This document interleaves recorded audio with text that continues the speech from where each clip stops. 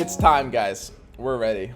Time for the big one. The patch note of the year. The patch note of the month. This changes basically everything. Okay? Let's go ahead and start breaking this down.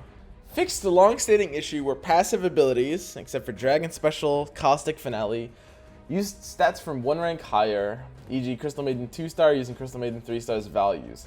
Some units got a buff to compensate, and we'll be monitoring the others. So this is a huge change right off the bat. This changes metas. This is gigantic. So for those of you guys who don't know, this has been, I mean, if you watch my videos or my stream a lot, this has been in the game for ages. And basically, this is a huge meta shift potential, right? So every single passive in the game, with the exception of Dragon and Sink and Caustic, and I think there's like one or two weird more exceptions, was using stats from one rank higher. So we can see here, I'm just kind of skimming. It seems like the only exception, unless I'm mistaken, is Drow Ranger, which they kind of compensated in their own way. They said some units got a buff to compensate and we'll be monitoring the others, but Drow seems like, unless I'm mistaken, the only unit that got compensated. So basically, they're nerfing all the rest of the passive heroes, if that is a good way to look at it. So let's actually explore the passives on this. Anti-Mage. So Anti-Mage actually didn't really pick up this buff. It goes from 60 to 90, but usually he's attacking something with 60 or less mana anyway. If he's attacking with something with a bit more, it's usually inconsequential. So Anti-Mage didn't really matter, so he kind of stays the same. Drow, her passive got worse, her attack speed aura got worse. Her stats are a bit better to compensate, which makes her better early game, but worse late game a little bit. But overall, she's still, she's still Drow, not much has changed. Bloodseeker has a passive, but this passive actually doesn't scale at all. Luna was an exception too. Yeah, Luna's kind of like Anti-Mage, where her DPS actually almost doesn't even scale with the level, oddly enough. Past 2, specifically. Luna level 1 does very significantly less damage. It's closer to like 200 or 250%. But Luna level 2 and level 3 both deal roughly 300% damage. Luna 2 is like 296%, and level 3 is like 314. So similar to Anti-Mage, it doesn't even really impact her that much going from level 2 to level 3. Then we've got passives like Crystal Maiden, big hit to mages. Mages relied on this extra 6 mana every 2 seconds quite a bit. So something like a 6 mage build definitely feels a bit worse. I will say, I mean, it's going to be a little hard for mages to ever really be bad, but I don't think it's really going to matter that much. Phantom Assassin and Slark, both representing assassins, these both matter. These units were pretty good at level 2. I mean, you might notice Slark at level 2 was pretty strong, right? Well, he was getting the level 3 essence shift. That's a really big deal, because when we complete our level 2 Slark in the mid game, I mean, you might notice how much level 2 Slark smashes. He's gonna be good, he's still Slark, but he will smash just a little bit less nowadays, right? And Pia the same, and the fact that these both represent the same alliances is a fairly big deal, right? These are basically 2 assassins, so assassins take a bit of a hit from that, right? And that's, I think that's basically it. Fervor, I guess, was scaling a little bit, but it's like, it's not a huge deal, and, Troll, you pretty much only see in good stuff anyway. I don't think there's any other passives. There might be one that I'm leaving out. I think that's basically it. So yeah, that's basically this passive change in a nutshell. So, at the end of the day, it's a bit of a nerf to mages, a bit of a nerf to assassins. And I think it's important to understand one thing. We're going to cover one thing here, which is the concept of relative power, okay? Pretty straightforward. Usually, on your average patch, power will rise across the board. In basically any game, you can see this trend. On your average patch, power will rise across the board. A lot of strategies that stay the same actually get power crept, right? Which basically means to say they end up getting worse even though they stay the same because everything else got better and like the top strategies got better, right? That's gonna be a pretty common trend if you play video games in general. This patch does something a little rarer, which is quite the opposite, which is basically power going down across the board, right? So let's take a look at this. This is a nerf to assassins and mages, a bit. It's hard to say exactly how big of a nerf, but it is a nerf to assassins and mages. And we're going to see some nerfs to summons down later. And basically, the most important thing to understand about this entire patch is everything that doesn't get changed is getting better, basically, right? That's the most important thing, and that's going to be the entire framework we're going to be reading these patch notes in. Okay. A few bots, you know, got just tweaked, added some new animations, issue with tiny quantities of damage could generate either too little or too much mana. Yeah, there was Warlock casting Shadow Word wasn't actually like gaining mana. That was a bug that Yusu found. Yusu finds all the bugs. He's great. Fixed a visual bug where Lena and Crystal Maiden would return from the dead at the end of combat. Okay, that's weird. With most summons removed, see below, remove the summoning stone item. So that's it. This is the update. It's the anti-summon update, which is pretty interesting. Summoning stone is not an item anymore. That's a big deal. Okay, let's talk about this. Nerf to Arc Warden. Nerf to early game Savages and late game Savages. Basically, Savages in their current form basically don't exist at all. I found it and reported it to you. Oh, my apologies. RSG Revenant actually was the one who found the Warlock bug. Okay. Okay, so basically, Summoning Stone, not a thing anymore. This was an empower of basically 2 builds in the entire game. It was good in good stuff. In their current form, you probably think Summoning Stone is good in Savages, right? Savages isn't a build. It hasn't been a build for like ever. Was Savages ever a build in this game? So if you play Savages, what you're supposed to do is you're supposed to basically sell them at a certain point and curve, right? And your curve destination is going to depend from meta to meta, but in this meta, it's always been good stuff. Especially because the Summoning Stone, if you have one early, transfers into Arc Warden later. This is a nerf to Arc Warden. He did like the existence of this item, you know, in a pretty non-insignificant way. It's pretty powerful. Like 50 attack speed is kind of nuts, right? Especially on an actual hero. So yeah, Summoning Stone no longer exists. That's a very big deal. And summons themselves kind of suck. So yeah, Savages don't exist.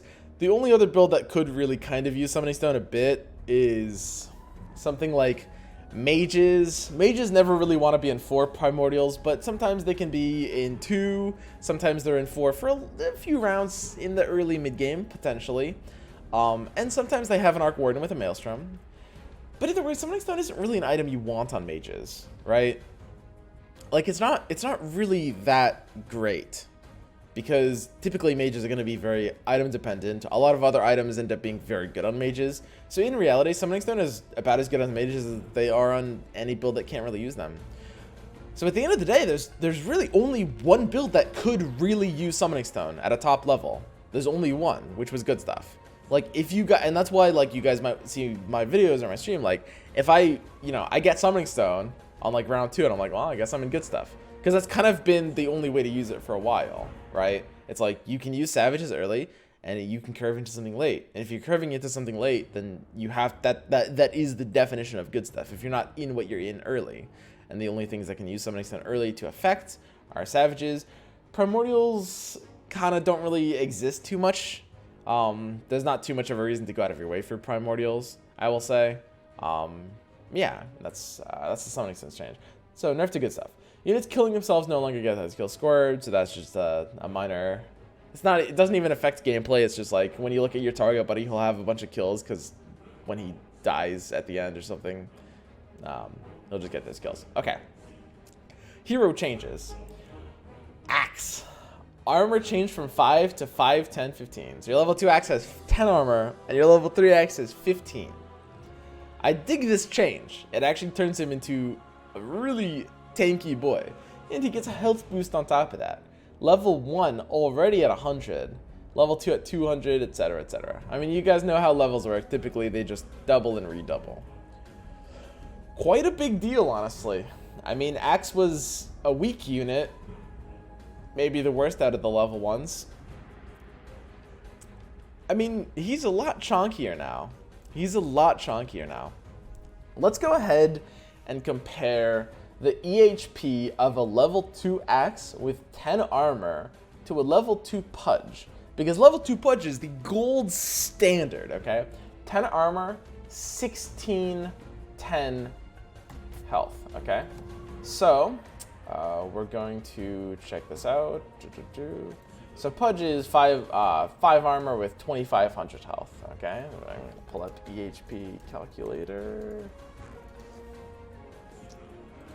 Okay, so it's 2,500 at 5 armor is 3,250 EHP, and we've got 1,600 at 10 armor is 2,500 HP. So, unfortunately, you know, Axe still doesn't win that exchange. It's still a decent amount lacking, for sure. God, Pudge is so ridiculous, guys. Axe had like half the HP of Pudge before this update. God, that's actually so dumb. Especially with Chainmail as well, because Chainmail will do more on Pudge than Axe. Okay, so yeah, Axe level 2, still not nearly on the level of Pudge level 2. And he still has the worst alliance. So, unfortunately, we're not going to see like slot-in value like that. We're going to have to wait on that. But effectively, I guess it's a little bit of a buff to Brawny. Early game warriors will sometimes run like a level 2 axe if they just happen to have it. I don't think this changes too much. There's only one build in the entire game that really used this unit, which is the 4 Brawny build. I think 2 Brawny is going to be better than 4 at the end of the day. In general, that's a generalization. There's obviously situations where you have 4, right? So yeah, it's not a huge change. It just makes Axe feel a bit better as a unit. I might respect him a bit more in early games. I still wouldn't use him to like farm the first 3 creep rounds, even if you want to play Brawny. That's not what you want to do. You want to wait until you hit like Jug or Beastmaster. Probably Beastmaster optimally, and then maybe like start picking up axes after that. Because you basically have better things to be getting in the first couple of rounds. So, not a hugely impactful change yet. Disruptor, Static Storm. Fix an issue where total damage could be wrong, and most importantly, no longer gives units in Storm a mischance. So units in Static Storm not only were silenced, but had a 25% mischance. It's a pretty big deal. That's a pretty big nerf. And of course, who uses Disruptor late game? Good Stuff uses Disruptor late game. Pretty much anything that's in 4 Warlocks, which is just Good Stuff all over. Disruptor is pretty auto-including Good Stuff. Good Stuff is the Warlock build. It's like 3 Warrior, 4 Warlock. Does run it. So, what else runs Disruptor? Some people run 4 Knight, 4 Warlock. I like 4 Knight, 4 Warlock if you're going to be Knights. But at the end of the day, that's kind of more optional than anything else. So yeah, basically, this is a balancing to Disruptor. This honestly seems pretty fair. I think he's still a good unit, but the mischance was kind of like the cherry on top that he didn't need. All right. So yeah, nerf to Good Stuff. So let's keep a running tally. We're gonna do like meta prediction, right? At the end, that's the whole point. So Summoning Stone nerf to Good Stuff, Disruptor nerf to Good Stuff, you know, and we see Assassins and Mages get nerfed here. Dragon Knight, Elder Dragon form. Fixed Corrosive Breath not working. It had a duration of 0. So how long has this been in the game? Because I thought I saw Corrosive working a long time ago. So Corrosive Breath is Dragon Knight's first ability on Green Dragon. It's 30 poison damage per second for 5 seconds. And this doesn't restack like Savages, or at least it surely shouldn't. Which means basically, if he attacks a unit once, in theory you can call it 150 damage, but he'll just be reapplying it anyway. So, that being said, 30 damage per second. Wow. That's not bad. Makes that level 1 dragon a lot more respectable. And of course, it carries over. Like, level 2 and level 3 dragon will keep this poison.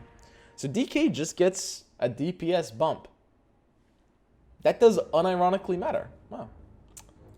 So DK is used in a few alliances. He's actually very splashable. You might look at this and say, wow, it's a nice buff. It's a Knight's buff. But 6 Mages was running DK. You see Assassins, 6 Assassins was running DK. He's kind of the perfect thing to run in like a 6-of. He can kind of tank a little bit early sometimes, but he can also just like provide your 4th human and 6 Mages, give you like an item carrier if you have like some kind of DPS item. He can be the second dragon in the knights, basically. 30 damage per second is like a free claymore. Yeah, basically. Something like that. So, it's a buff to basically every comp that runs it. Drow Ranger. Attack rate changed from 0.789 to 0.833. And the attack damage minimum changed, bumped up 11 and 12. Wow! Okay, so let's actually evaluate this. Drow is all of a sudden a DPS powerhouse. What is going on here? Alright. So, this is obviously compensating for her aura being, you know, a little too good. And she's the one that they're buffing out of all of them.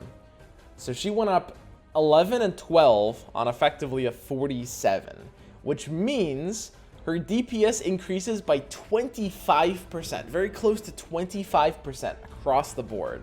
And that's before we do attack rate. Now, attack rate and the aura, I think, are basically going to bounce out completely, almost very, very closely. So her personal DPS is up by about 25%, and her aura is down by 10% DPS on all neighboring units.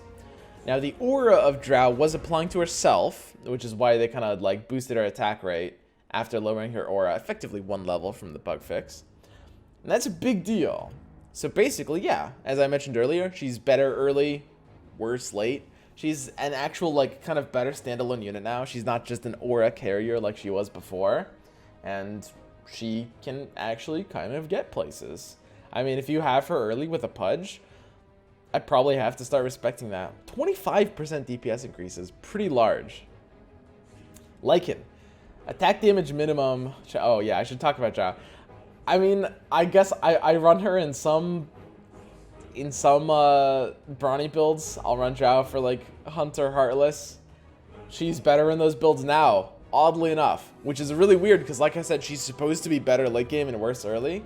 But the fact of the matter is that build doesn't really run ranged units. Not really, so she couldn't really fit into that as well with her aura carrier. I was just using her for attacks. So she's actually a little bit better in that build. It's about the same. She'll have a better time early.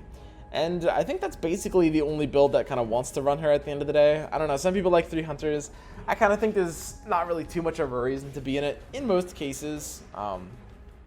But either way, 3 hunters is probably a bit worse off of this. Hunters were reliant on the ranger aura more than anyone else. And now it's like her personal DPS is a bit better, but the aura going down 10% DPS on all neighboring units is a pretty big deal in late game. Definitely a bigger deal than this. Lycan. Huge hit. Attack damage minimum changed from 50 to 65, down 15. Up 15. Attack damage maximum up 18. Obviously, this is the buff part here. So, on average, he's up by, what is that, 16.5 on his hit. Wow, that's a big deal. Let's keep reading. Summon wolves. Whoops, doesn't summon wolves anymore. Wow. Max HP gain. Whoa, he gains an extra 10%. Nice. Critical hit. Whoa. It gains an extra 50%. Nice. I mean, he's a hitter. But without wolves, dude. I mean, without wolves. Come on. Okay, let's actually evaluate this guy's DPS change. His personal DPS change. Okay.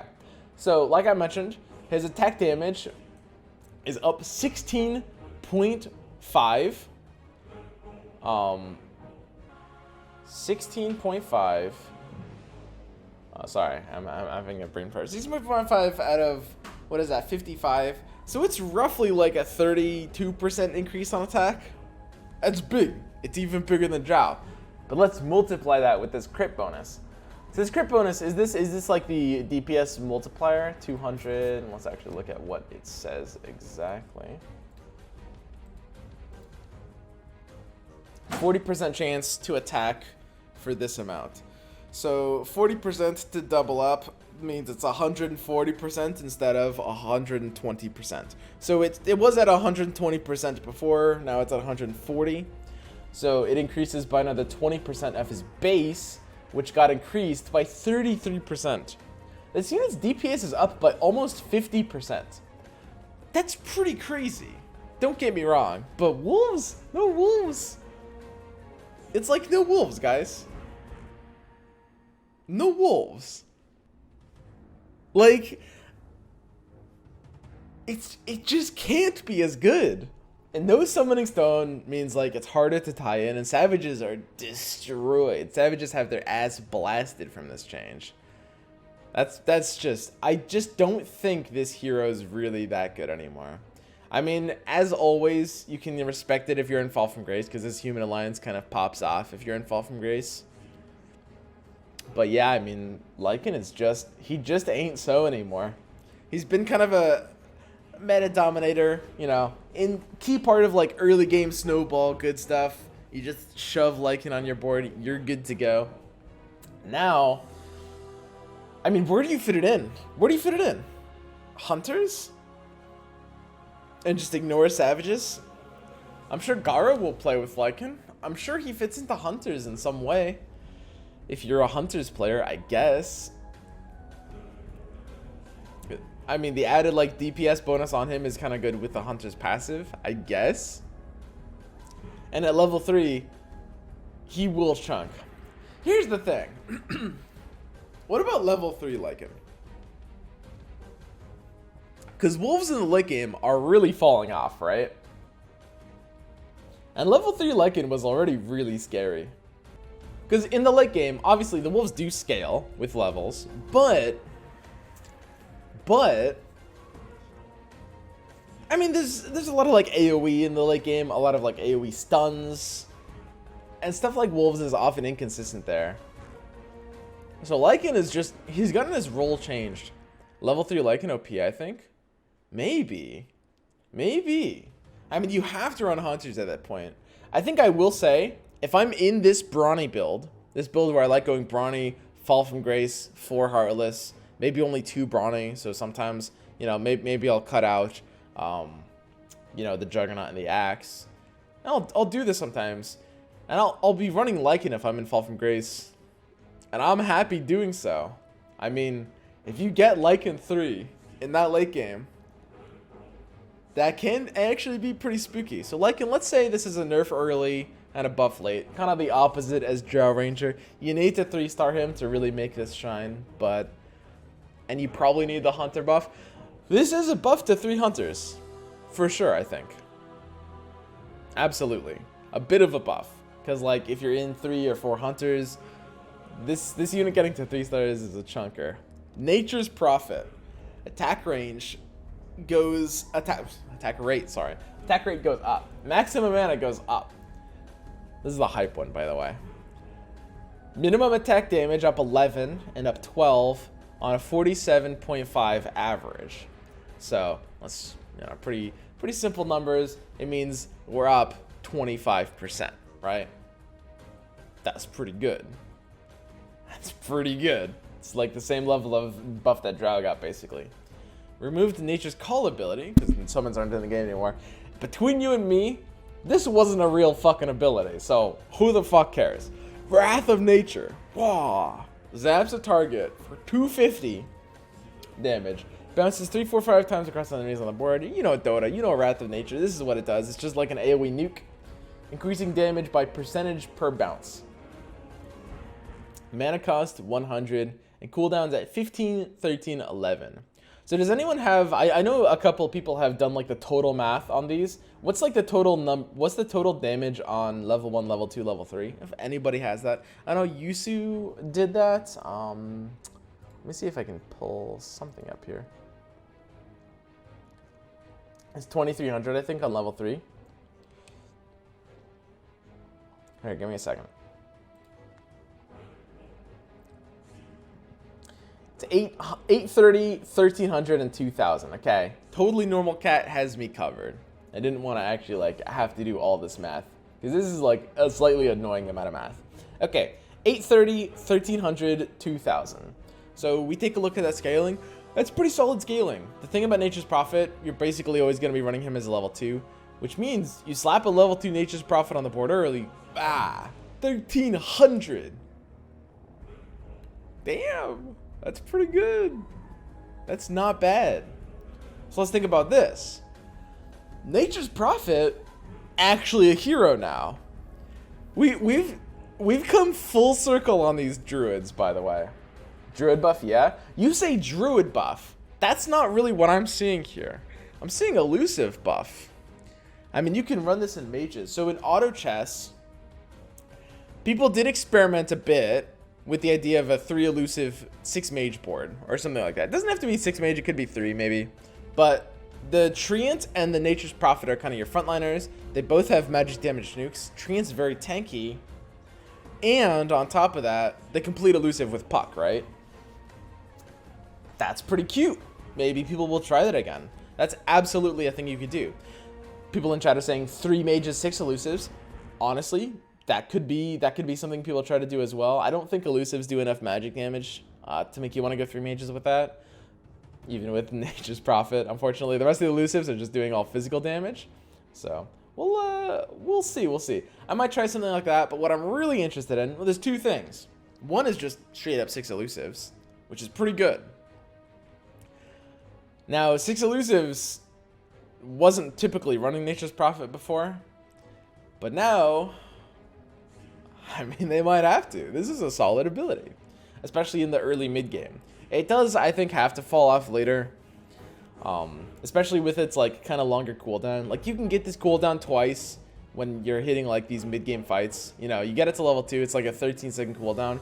That's like 2 castable. Actually, it is, but not later for sure. So he is gonna fall off. He is still a druid, right? That's kind of their whole thing.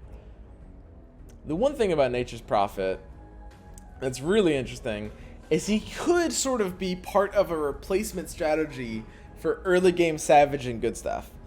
Because I'm seeing 2 druids in particular, Nature's Prophet and Treant Protector, is now a spooky combo.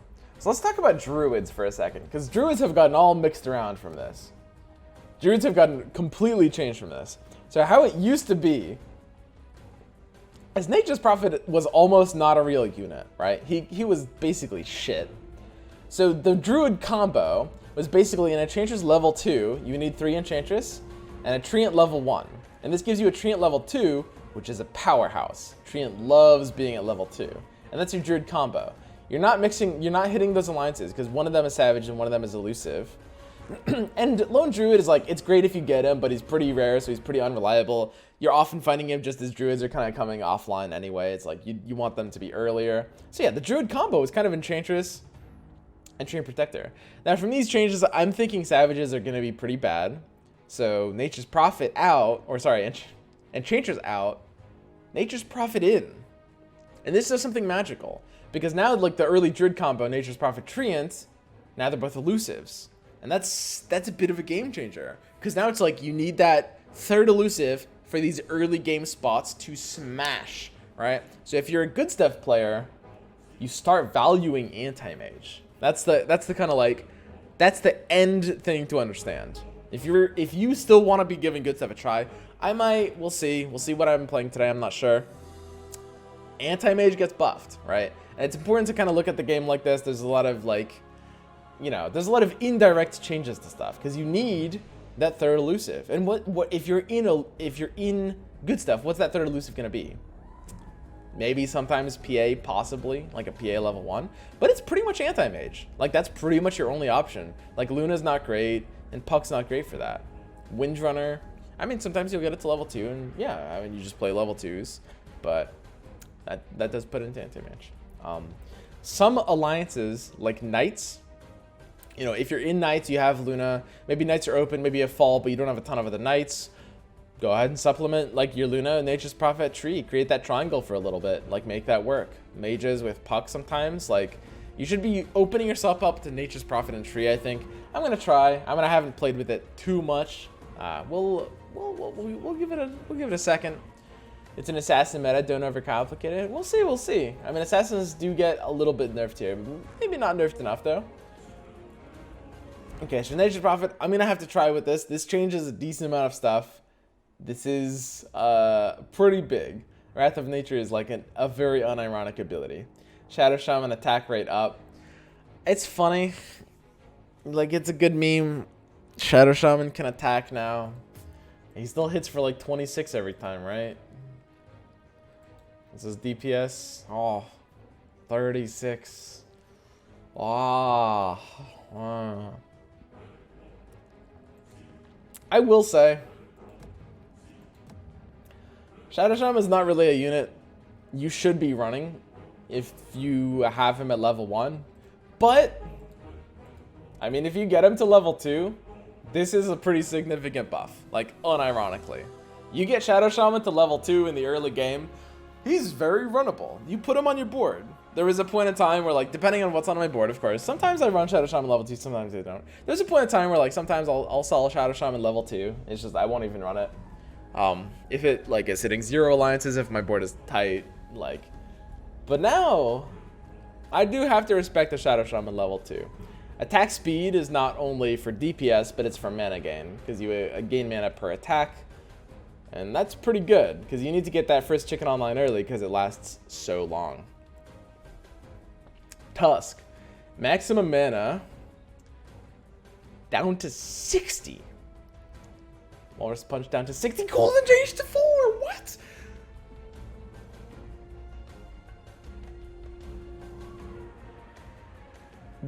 Dude.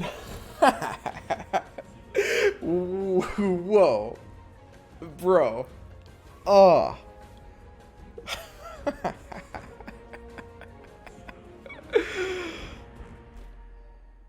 What the hell? Is he still invulnerable doing the animation? I believe that got tweaked. However, you know, actually, does it say down here? Nope, Tusk is still invulnerable during the animation. That's pretty crazy.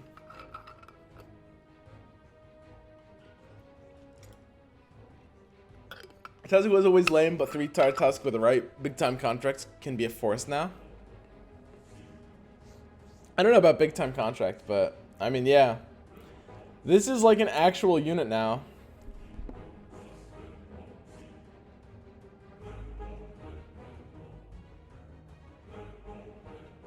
Nearly double the punches.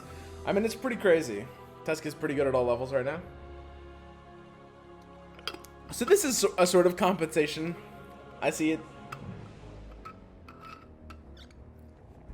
Basically, how it works is part of the reason he was good before was because of his Savage tag. I honestly think the Savage tag is like almost deleted from the game after this last change, which we'll get to in a little bit. So he did get buffed. It's important to remember his Savage tag is worth a lot less now, and that was a large part of the reason you play him and everything, but damn, if this isn't like potential for like more early 3 warrior games, could be a buff to 6 warriors, right? I mean, if you're looking at this and you're like, okay, what am I going to be able to fit into my late game 6 warriors? If you're on track for a Tusk 3, I think that actually can matter. That can be in one of your flex slots in 6 warriors. So maybe 6 warriors is a bit more goable. Venomancer, removed Plague Ward ability, added Gale. Launches a ball of venom at a line, poisoning enemy units. They take 25, 50, 100 damage, as well as 10, 20, 40 damage every 3 seconds for a duration of 15 seconds. Okay, so there's the initial damage, which is like 50. Why does this even have initial damage? Man, I have fond memories of just like, you know, auto-denying my teammates that just got galed after a fight. I would just be playing like, you know, position 1, and they'd be after a team fight, and this fucking like level 9 Venomancer would gale them at the end of the fight, and then I'd just kill my teammates. That was great. Is that still a thing in Dota? Can you still deny like gale and dagger? Okay. So at level 2, you always look at the level 2 numbers. This is gonna be like, you know, your meat and potatoes. It's 20 damage every 3 seconds for a duration of 15 seconds.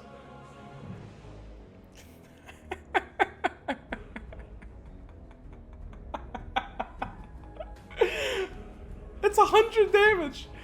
What the fuck? Dude, that's so bad. It has a longer cooldown than Plague Words.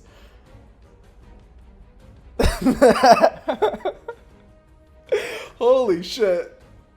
Dude, how does that happen? How do you get so washed up so fast? Oh my god. This went from like the best one drop that everyone like benches to try to complete to like, I mean, isn't it literally unplayable now? Like, it doesn't have alliances. Like, Savage kind of sucks now. Warlock in the early game is good, but you need to be 2-starring 2 Warlocks now. It's like, this basically went from auto pick to unplayable, right? I can't imagine a scenario you want this. 100 mana costs? Yeah. Dude, what the hell?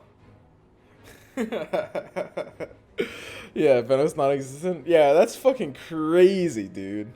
Holy shit. Full duration is equivalent to like 1 ward attack? It basically is. That's the thing. When you have like bleed stacks and you have a level 2 ward, that's basically how, like, I'm not even exaggerating. That's like kind of what you're looking at. Yes. Is Venom worse than Warlock? I think so, yeah. Right? I'm pretty sure Venom's worse than Warlock now. Attack speed, though, yeah, you've got the 25 attack rate. Don't get me wrong, it's not like I didn't see that. But the most important thing to understand is attack rate is something that's a lot more relevant like later in the game when you have something that like, you know, scales pretty well with it, or you can hit an AoE like Shiva's or Corrosive Skin because those hit like all the units. It doesn't have great targeting. Works okay with Eng 2 as you wait for Tree, which is to say it's more niche than Shadow Shaman. Basically, yes. I mean, there is spots where you can run this, don't get me wrong, that's always going to be true. But this is still pretty much the worst tier 1 now, right? I mean, Axe is better than it now. Warlock is better than it now. Shadow Shaman is better than it now, right? So it is the worst. It went from the best to the worst. Okay. Well, I guess that's the patch. So, meta time. We tally all that up. What do we get? 2 things got buffed. So, okay, again, remember, across the board, things are getting worse. Good stuff got kind of robbed of their best early game option, which is Savages. And don't get me wrong, they have other early game options. But their late game option is a little bit worse in terms of Disruptor being weaker. And Summoning Stone not existing means they can streak less. Good stuff is worse. Hard to say how much worse, but it is worse, okay? Mages are a bit worse, potentially. The CM nerf, I think, hurts them more than people realize, but addition of Nature's Prophet could lead to a new mage build. That being said, I think Nature's Prophet is a buff to a lot of alliances. I think a lot of alliances can use this. Mages probably stay reasonably the same, but I do think they are a bit weaker. For sure. I am a believer in like the CM change being significant. And then we've got Assassins getting bumped a little bit down. Now Assassins were, you know, a lot of people were on the Assassin hype change for the last like week and a half. Don't get me wrong. So a lot of people really like Assassins still. But Slark and PA2 will definitely like, you know, feel a bit weaker in the kind of mid game. When they hit level 3, their stats end up being the same. But in the mid game, they are a bit weaker, okay? That's important to note. So they, you know, they definitely get a bump from that. And that does matter, like Slark and PA taking that hit. So now, there's 2 alliances in this sea of nerfs. And keep in mind, anything that stays the same is getting buffed. There's 2 alliances that have actually gotten buffed. One of them is Knights. Okay, so Dragon Knight, like I said, you can use it with more than just Knights. You can use it with 6 Assassins and you can use it with Mages. So you can't really call this a Knights buff, because like I said, this buff helps 6 Mages. The question is, we talk about Mages being better or worse, the question is the future of Mages going to be 6 Mages or 3? Because Dragon Knight's great in 6 Mages, so maybe this is like a counterbalance. Maybe Dragon Knight plus Nature's Prophet is enough to outweigh Crystal Maiden, although they're kind of 2 different builds. I don't think you can run both DK and Nature's Prophet unless you go to like 10 and you have that flex slot, which I think is going to be pretty rare. Yo, Quad Def. What's up, man?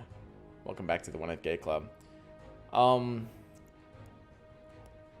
then you've got Assassins, which this is also kind of a counterbalance to the Assassin nerf. Dragon Knight getting a little bit better, potentially. Because if you're in 6 Assassin, Dragon Knight tends to be one of your best things to run, right?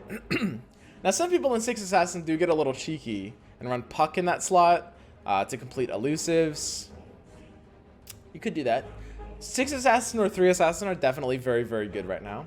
They're very viable. And then another thing that's getting buffed up is Warriors. I mean, Warriors are just kind of good. I mean, you can go 3 Warriors, like Tusk is better, Axe is better. These are your early game Warriors. Your 3 Warriors early just feels good. I mean, this like early Tusk, early Axe, you've already got Tiny, Slardar goes in there. Warriors feel fine. You can go to 6 Warriors later. I'm kind of digging Warriors right now. I'm not going to lie.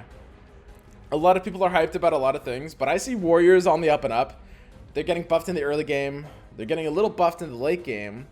And across the board, things are a little bit weaker. You know, good stuff definitely feels harder to do. It's harder to hit those super aggressive level timings that actually make it worth it, right? It's like that level on 21, that level on 22, you kind of need to be streaking over other people. It depends on the state of the lobby, but without savages, it's less reliable to do that. So good stuff in my mind is less of a forcible build and more of a switchable spot if you have an early streak with something and you can't find more odds, or if it's blocked. Like, let's say you're in Assassins, you have 3 Assassins early, you hit the stuff on 4 and 5, you know, you've got the 2 stars, but come like 10 to 15, you're not hitting, maybe see one other person join the alliance, so you don't want to stay in it, you got a streak, let's sell out and go into good stuff. I think that's the kind of build good stuff is going to be these days. It's less about a specific transition of this early game into this late game, which is kind of what it's been rocking for a while. And people have been playing this more situationally for the last week as well. But now good stuff is more of like, I'm streaking and I'm not 3-starring. Let's go good stuff, right? I'm interested in what he says about big time contracts. Okay, what's the... Why are we all talking about big time contract? What did I miss? What have I missed? I don't get it. Clue me out here, guys. Axe Blade Mail looks hot. Axe Blade Mail is pretty funny.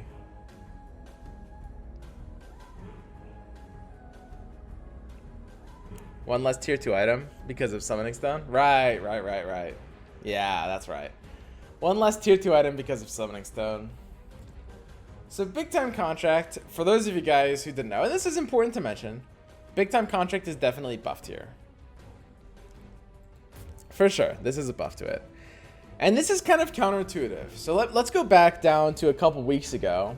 I'm not actually going to scroll here, I'm too lazy. But a couple weeks ago, big time contract was running rampant. This was like 4 weeks ago. And they added contraptions. Barricade and Target Buddy in the tier 2 slot. And I was like, how much could this really nerf big time contract? It's still probably going to be OP. Well, these 2 contraptions did a shit ton. Did a lot. And the reason for this is very simple. Because not only does it lower the odds of you finding contract to begin with, but if you find it later, it's kind of harder to take. Like before the contraption's out, you snap contract on 10. Contract is nuts. But now that the contraptions are out, contract on 10 is a lot more iffy because it's like, okay, what are the odds of actually finding the second contract? It's harder. If the odds of finding the second contract are weaker, and you know that they're weaker, then you picking the first contract is something you should do less. And that means even when you find the other contract on 15, you already haven't taken the first one, right? So the contract play rate drops a lot more down than you would think because of these 2 additional tier 2 items. Of course, people are pointing out -1 Summoning Stone brings that to the middle ground. Suddenly, contract is notably better, more than it probably seems. And again, other strategies are getting a bit weaker. Contract is on the rise, for sure. And that's a very, very important thing to note. I think it's super important when you're doing like patch analysis and meta predictions. There's always like some, you know, indirect implications that you really have to consider. That's a good one. I missed that one. Yeah. Big time contract is on the rise, for sure. So that's gonna be something we're gonna have to watch out for. Something we're gonna have to respect. We're gonna have to start picking that item a bit more. Honestly, it's still kind of been, you know, OP. But yeah, man, it's crazy. Arc Warden does feel weaker all of a sudden. I mean, the actual pacing of the game changed. Summoning Stone is out. And Arc Warden was feeding off of both of those. Like, he's still good. Don't get me wrong. It'll be impossible for that unit to be bad. But all of a sudden, he's not, like, nuts. Like, just jam him in every game, right?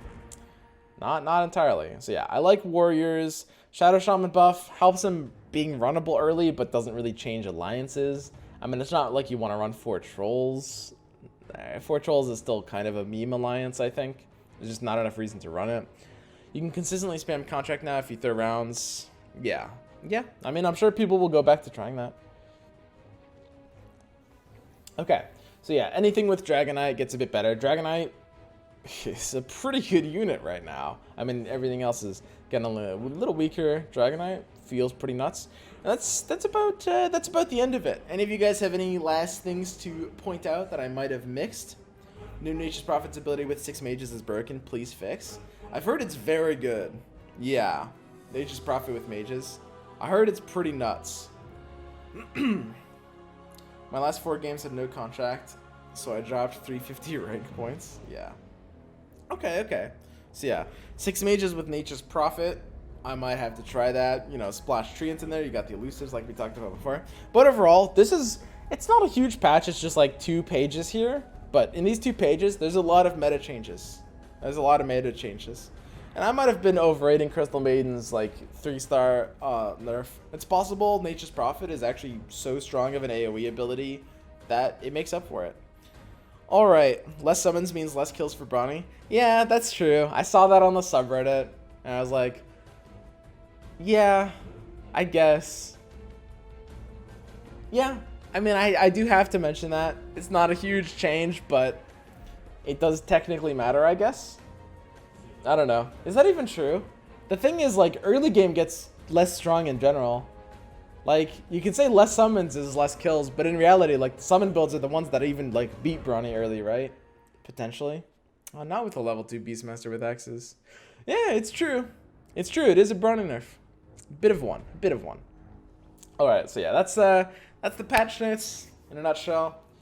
We're going to have to try out a bunch of strategies today. Today I wanted to try out... We'll play some Assassins at some point, probably. I do need to try out this new Nature's Prophet. I want to play some Warriors. Maybe some 6 Warriors. 6 Warriors is just a pretty easy playstyle that is just kind of good right now, right? Even Knights. Knights feel a bit better. I mean, hey, look at that. Anything that is dependent on, like, a level 2 that isn't Summoning Stone... You know, with, like, for example, the Fall from Grace and Knights is kind of important with them. Does get a bit better because the odds of, like, just hitting that unironically improve, like, a noticeable amount. But yeah, that's overall it. I do think Ghost Stuff is definitely going to be something I start running only in very specific situations. It's just so hard to, like, force it if you can't just, like, force streak with Savages. You can force streak with other things, and then you can choose to stay on those things, though. That's the thing. Savages is forced to go into Good Stuff no matter what the circumstance is, because it's 2 weeks late. You can't stay in it. It's insane. But if you force win streak with Assassins, maybe suddenly you just start finding a lot of Assassins. You're like, oh, well, I'll just stay in Assassins, right? That's fine. And yeah, that's gonna be like a big meta changer. All right, guys, let's jump into some games now and see what we can get.